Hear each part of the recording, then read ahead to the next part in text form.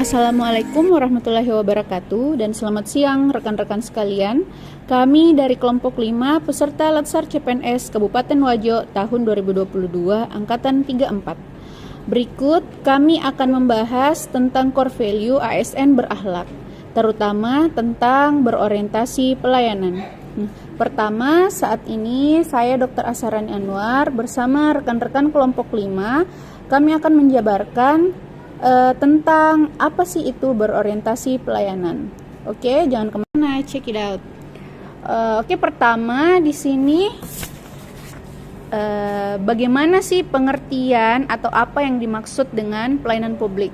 Akan dijawab oleh Saudari Dr. Andi Fatima.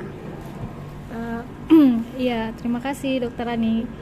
Kalau yang saya ketahui menurut Agus Duyanto, pelayanan publik adalah semua jenis pelayanan untuk menyediakan barang atau jasa yang dibutuhkan oleh masyarakat yang memenuhi kriteria, yaitu merupakan jenis barang atau jasa yang memiliki eksternalitas tinggi dan sangat diperlukan masyarakat, serta penyediaannya terkait dengan upaya mewujudkan tujuan bersama yang tercantum dalam konstitusi maupun dokumen perencanaan pemerintah, baik dalam rangka memenuhi hak dan kebutuhan warga, mencapai tujuan strategis, dan memenuhi komitmen dunia internasional. Jadi Dr. Rani, kita sebagai ASN ternyata adalah merupakan penyelenggara pelayanan publik, di mana kita sebagai bagian dari penyelenggara pelayanan publik itu ternyata ada institusinya juga, yaitu korporasi, lembaga independen, di mana sebagai seorang ASN menurut Undang-Undang Nomor 5 Tahun 2014 tentang aparatur sipil negara, ya salah satu fungsi kita itu adalah sebagai pelayan publik. Oke, itu tadi penjelasan tentang pengertian apa sih yang dimaksud dengan pelayanan publik. Terima kasih Dr. Andi Fatima. Nah, selanjutnya kita akan mendengarkan apa saja sih asas penyelenggara pelayanan publik. Akan dijelaskan oleh Saudari Musfira. Silakan. Baik, terima kasih Dr. Rani. Saya akan menjelaskan apa-apa saja asas penyelenggaraan pelayanan publik. Seperti yang kita ketahui, pelayanan publik itu sendiri diatur dalam Undang-Undang Nomor 25 Tahun 2009. Asas penyelenggaraan pelayanan publik itu tercantum dalam pasal 4 Undang-Undang Pelayanan Publik. Di antaranya yaitu 1. Kepentingan umum, 2. Kepastian hukum, 3. Kesamaan hak, 4. Keseimbangan hak dan kewajiban. Kemudian yang kelima itu keprofesionalan, yang keenam ada partisipatif, yang kemudian yang ketujuh persamaan perlakuan atau tidak diskriminatif. Kemudian selanjutnya itu keterbukaan, selanjutnya akuntabilitas, kemudian ada fasilitas dan perlakuan khusus bagi kelompok rentan, kemudian ketepatan waktu, serta kecepatan, kemudahan, dan keterjangkauan. Oke, terima kasih Saudari Musfira atas penjelasannya tentang asas penyelenggaraan pelayanan publik. Oke, tadi jadi bisa ditangkap bahwa asas penyelenggaraan pelayanan publik itu ada 12 poin tadi yang dibahas ya. Oke, terima kasih sebelumnya. Selanjutnya apa saja sih prinsip pelayanan publik yang baik? Terima kasih. Untuk prinsip pelayanan publik yang baik itu diantaranya yang pertama harus partisipatif, di mana dalam penyelenggaraan pelayanan publik itu pemerintah perlu melibatkan masyarakat dalam perencanaan, pelaksanaan, dan evaluasi. Kemudian yang kedua harus transparan.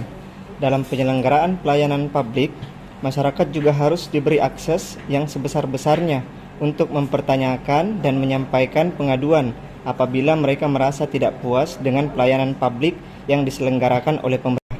Selanjutnya, harus responsif. Dalam penyelenggaraan pelayanan publik, pemerintah wajib mendengar dan memenuhi tuntutan kebutuhan warga negaranya. Jadi, birokrasi wajib mendengarkan aspirasi dan keinginan masyarakat yang menduduki posisi sebagai klien. Selanjutnya, tidak diskriminatif. Pelayanan publik yang diselenggarakan tidak boleh dibedakan antara satu warga negara dengan warga negara yang lain, baik itu status sosialnya, pandangan politik, agama, profesi, jenis kelamin, atau orientasi seksual, difabel, dan sejenisnya. Selanjutnya, harus mudah dan murah. Mudah dalam arti biaya yang dibutuhkan oleh masyarakat untuk mendapatkan layanan tersebut terjangkau oleh seluruh warga negara. Selanjutnya, efektif dan efisien. Penyelenggaraan pelayanan publik harus dilakukan dengan prosedur yang sederhana, tenaga kerja yang sedikit, dan biaya yang murah. Selanjutnya, aksesibel. Pelayanan publik yang diselenggarakan oleh pemerintah harus dapat dijangkau oleh warga negara, baik itu dalam arti fisik, misalnya harus dekat, terjangkau dengan kendaraan publik, mudah dilihat, dan gampang ditemukan. Untuk poin selanjutnya ada harus akuntabel. Akuntabel di sini artinya harus dipertanggungjawabkan secara terbuka kepada masyarakat luas melalui media publik, baik cetak maupun elektronik. Nah, yang terakhir itu harus berkeadilan. Penyelenggaraan pelayanan publik harus dapat dijadikan sebagai alat untuk melindungi kelompok yang rentan dan mampu menghadirkan keadilan bagi kelompok yang lemah ketika berhadapan dengan kelompok yang kuat. Seperti itu. Oke, terima kasih banyak Dr. Aan. Itu tadi penjelasan tentang prinsip-prinsip pelayanan publik yang baik. Ada beberapa poin yang bisa kita tangkap dari beberapa poin yang dijelaskan tadi oleh Dr. Aan. Oke, selanjutnya bagaimana untuk menghasilkan pelayanan publik yang berkualitas akan dijelaskan. Terima kasih atas kesempatan yang diberikan. Baik. Terdapat 6 elemen untuk menghasilkan pelayanan publik yang berkualitas. Yang pertama, komitmen pimpinan yang merupakan kunci untuk membangun pelayanan yang berkualitas. 2. Penyediaan layanan sesuai dengan sasaran dan kebutuhan masyarakat. 3. Penerapan dan penyesuaian standar pelayanan di dalam penyelenggaraan pelayanan publik. 4. Memberikan perlindungan bagi internal pegawai serta menindaklanjuti pengaduan masyarakat. 5. Pengembangan kompetensi sumber daya manusia. 6. Secara berkala melakukan pemantauan dan evaluasi terhadap kinerja penyelenggara pelayanan publik. Oke, itu tadi beberapa poin yang dibahas oleh Saudara Dr. Fahri. Oke, selanjutnya bagaimana menurut Anda pelayanan publik yang sudah ada sekarang ini di Indonesia? Apakah sudah baik ataukah masih ada yang kurang? Silahkan Dr. Aan. Terima kasih. Kalau menurut saya, untuk pelayanan publik yang ada saat ini, masih ada beberapa yang baik dan ada yang beberapa yang kurang. Saya beri contoh misalnya pada layanan kesehatan. Di sini salah satunya yaitu layanan BPJS. Nah, ini program pemerintah yang dibuat yang bertujuan untuk memberikan layanan kepada masyarakat agar supaya masyarakat bisa menerima layanan kesehatan secara paripurna. Namun pada kenyataannya saat ini memang program ini belum dilaksanakan secara baik.